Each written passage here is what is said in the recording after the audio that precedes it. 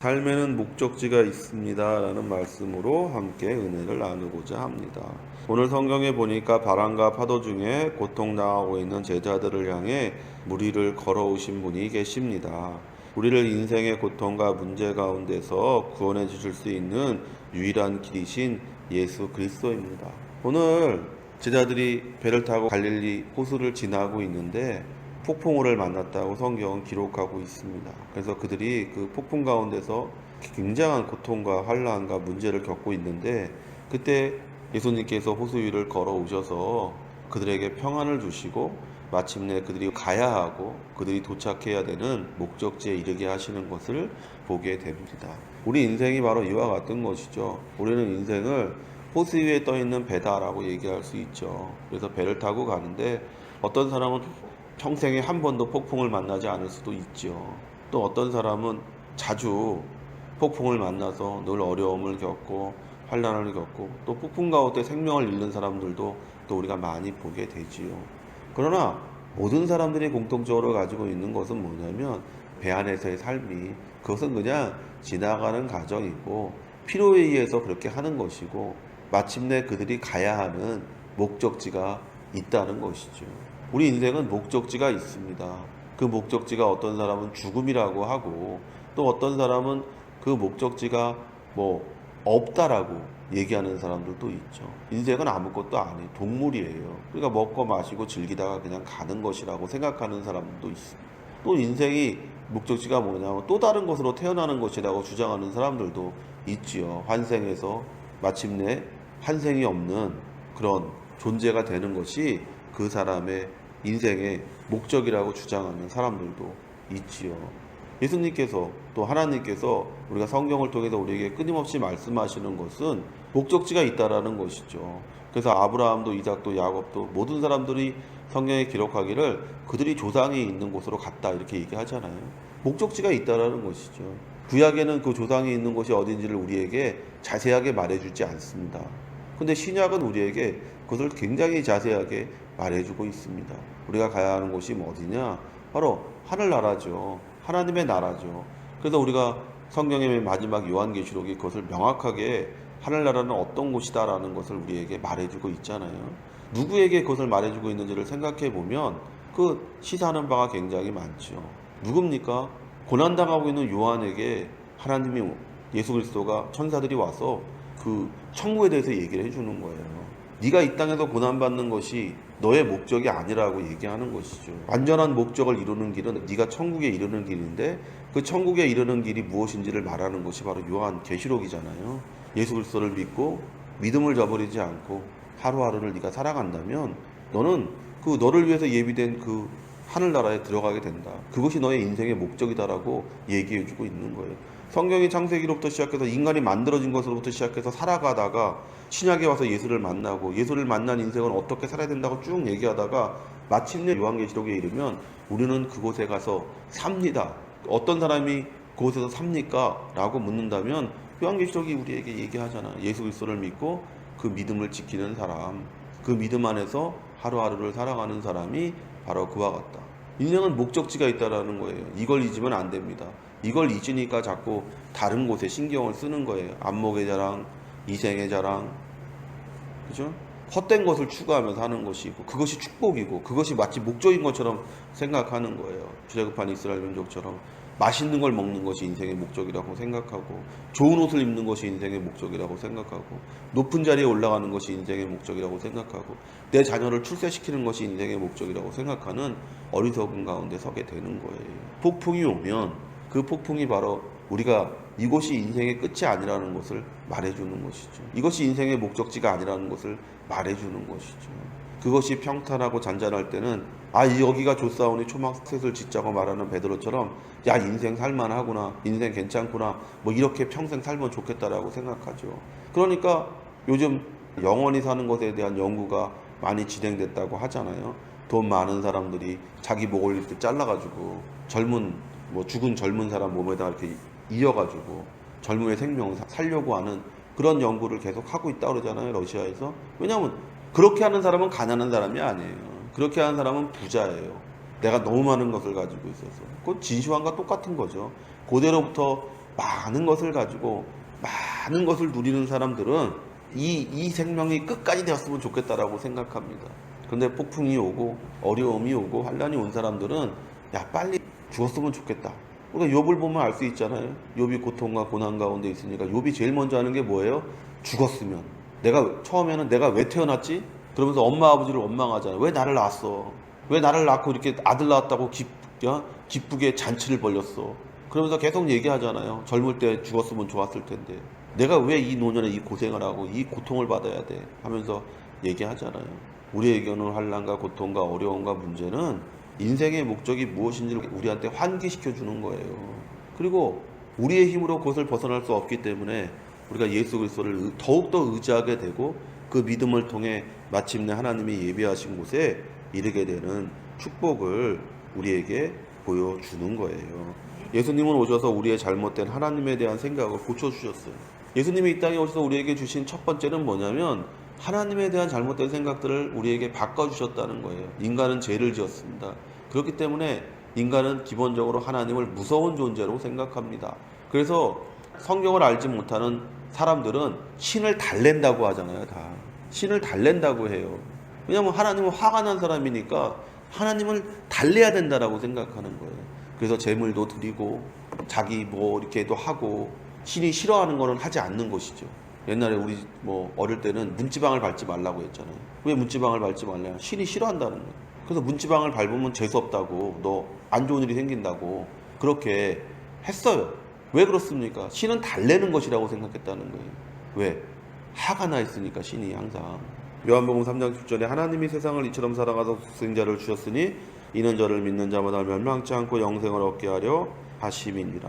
하나님은 우리가 고통 가운데 있기를, 문제와 어려움 가운데 있기를, 질병과 가난 가운데 있기를 원하는 분이 아닙니다. 이스라엘 민족이 착각한 게 그거예요. 하나님은 우리를 광야에서 죽게 하려고 우리를 불러냈다라고 계속 얘기하잖아요. 모세한테. 어려운 일을 만나면 모세한테 찾아가서 하나님이 우리를 광야에서 죽게 하려고 했냐? 너는 왜 우리를 광야에서 우리를 죽이려고 하냐? 우리 삶에 가난을 만나고 우리 삶에 질병을 만나고 우리 삶에 문제를 만나면 우리는 이스라엘 민족처럼 똑같이 얘기합니다. 내가 11조를 열심히 했냐? 내가 교회를 열심히 했냐? 내가 기도를 많이 했냐? 내가 성경을 많이 읽었는데 나한테 왜 이런 일이 있냐고. 하나님은 없는 것 같다고. 그런 일들은 인생이 다 겪는 거예요. 그것을 통해서 우리가 다시 한번 생각해야 되는 것은 우리가 이곳에서 사는 것이 이 땅이 인생의 목적지가 아니구나 하고 다시금 한번 우리에게 환기시키는 거예요. 이 땅에서 자기를 부인하고 자기 십자가를 지른 인생을 살 때만이, 그 삶을 통해 우리가 그리스도를 쫓을 때만이 정말로 우리가 다다라야 될 목적지에 다다르는 축복을 체험하게 되는 거예요. 하나님은 우리를 사랑하시고 그의 독생자 예수를 십자가에 내어주심으로 우리를 구원하고 영생과 천국과 축복을 주시기 원하시는 분입니다.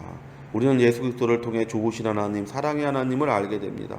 마태복음 11장 3절에 소경이 보며 앉은 뱅이가 걸으며 문둥이가 깨끗함을 받으며 기머거리가 들으며 죽은 자가 살아나며 가난한 자에게 복음이 전파된다 하라.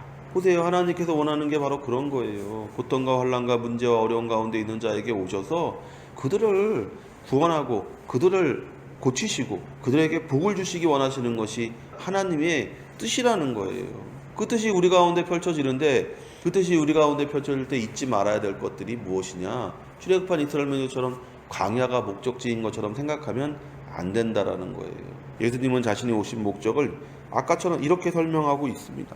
그리고 예수님은 이것이 자신의 뜻이 아니고 하나님 아버지의 뜻이라고 말씀하셨습니다. 요한복음 14장 10절에 너는 내가 아버지 안에 있고 아버지께서 내 안에 계시다는 것을 믿지 않느냐? 내가 너희에게 하는 말도 다 스스로 하는 말이 아니라 아버지께서 내 안에 계시면서 몸소 하시는 일이라고 말하고 있어요. 예수님께서 하신 말씀은 다 하나님을 대신해서 말씀하시는 거예요. 하나님의 말씀을 하는 거예요. 그래서 요한복음 1장에서 예수님은 누구로 표현됩니까? 사람이 하나님을 본 적이 없지만 독생하신 하나님의 아들이 우리에게 하나님을 보이셨다. 예수님을 통해서 우리가 하나님을 만나는 것이죠. 하나님을 아는 것이죠. 하나님은 우리가 이런 분이라고 우리가 자신 있게 말할 수 있는 것이죠. 성도 여러분, 하나님이 여러분을 위해 예수 그리스도를 십자가에 내어놓으신 것을 믿는다면 하나님에 대한 참다운 지식이 생기는 거예요. 오늘 제자들도 큰 바람과 바다 가운데서 예수가 무리를 걸어오는 것을 보았습니다. 제자들은 큰 바람과 파도 가운데서 평안을 얻기를 바랐습니다.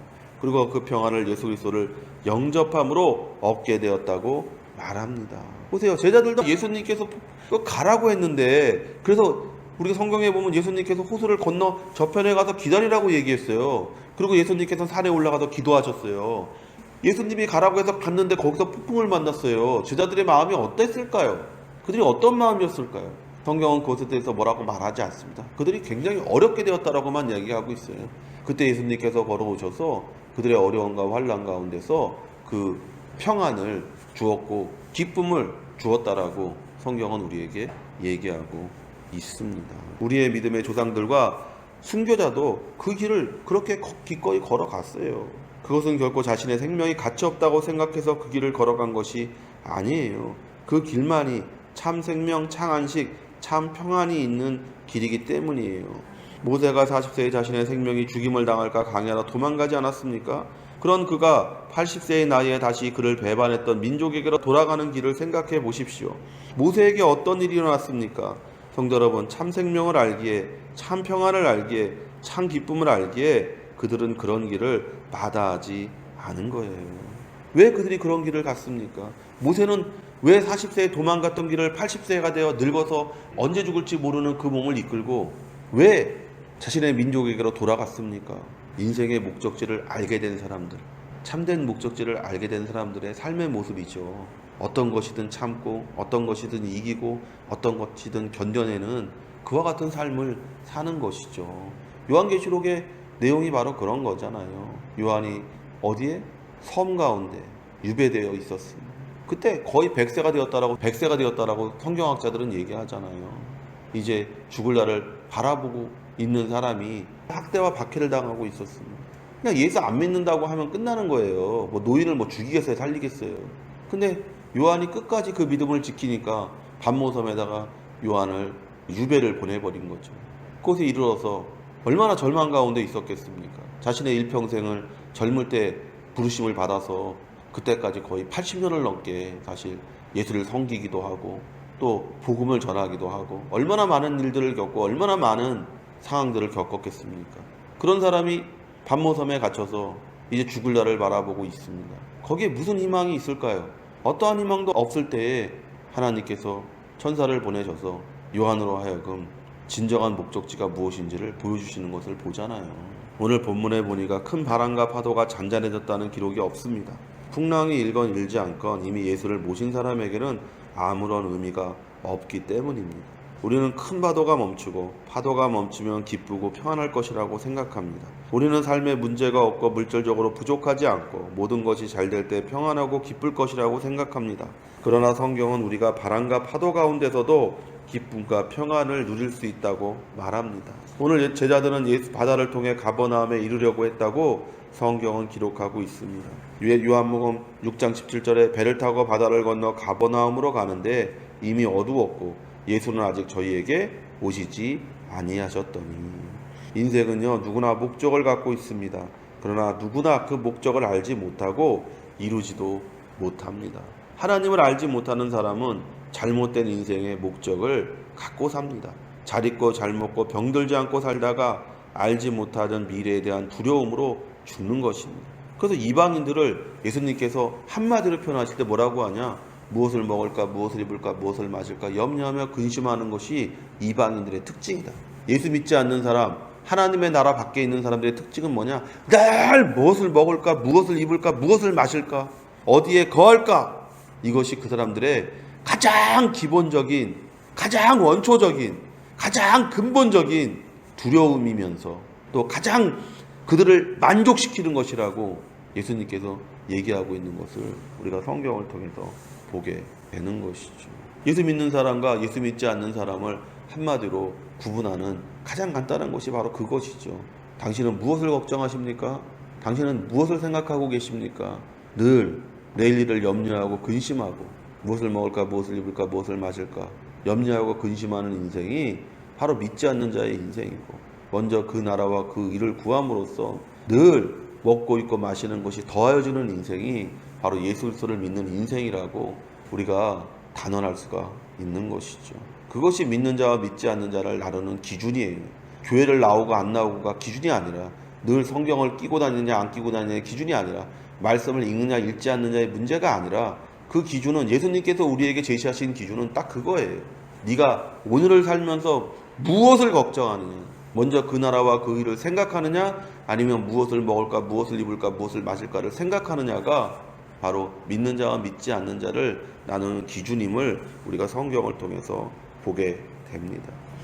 성경은 오늘 제자들이 목적지를 향해 가려고 했다고 기록합니다. 그들은 예수를 통해 목적지를 알고 있었습니다.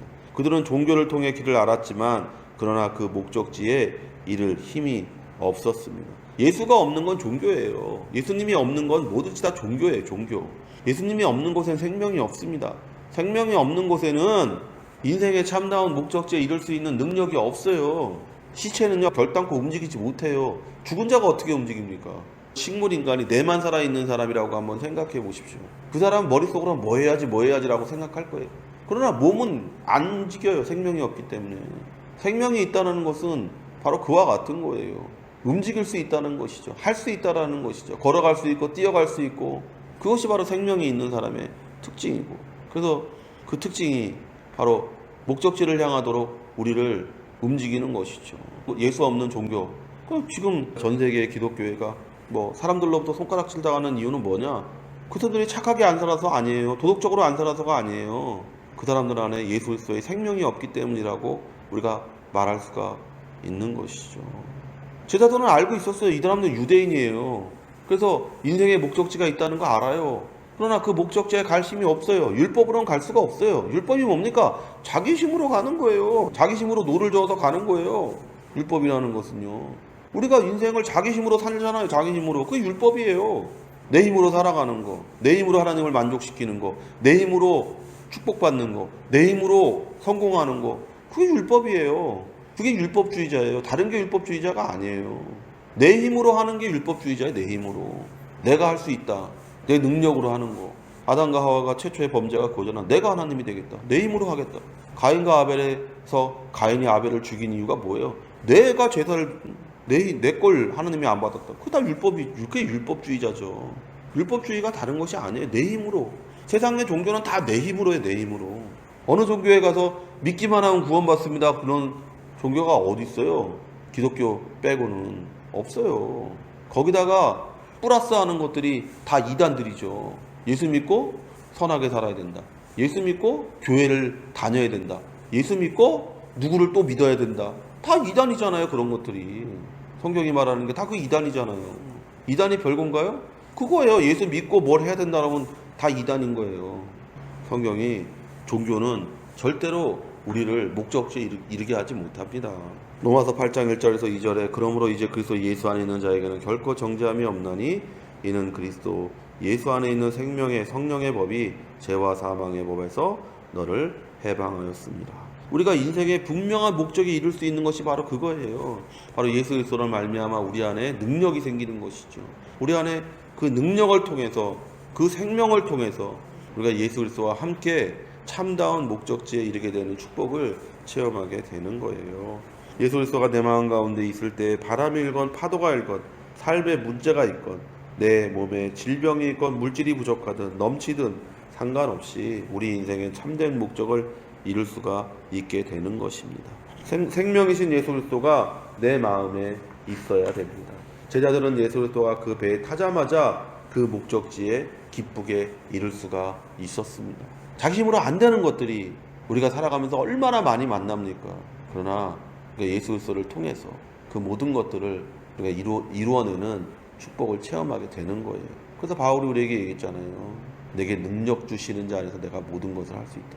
내 힘으로 하는 것이 아니라 우리가 할 수 없는 것들을 예수 그리스도 안에서 가진 능력 가운데서 마침내 기쁨으로 주님이 우리를 위해 예비한 그 목적지에 이르게 되는 축복을 체험하게 되는 줄로 믿습니다. 성도 여러분도 예수님이 여러분 마음에 거하실 때 진정한 인생의 목적에 이룰 수 있게 됩니다. 예수 안에서 인생의 참된 목적을 이루며 정말로 예비된 곳에 이룰 수 있는 축복된 성도가 되시기를 예수의 이름으로 축원을 드립니다.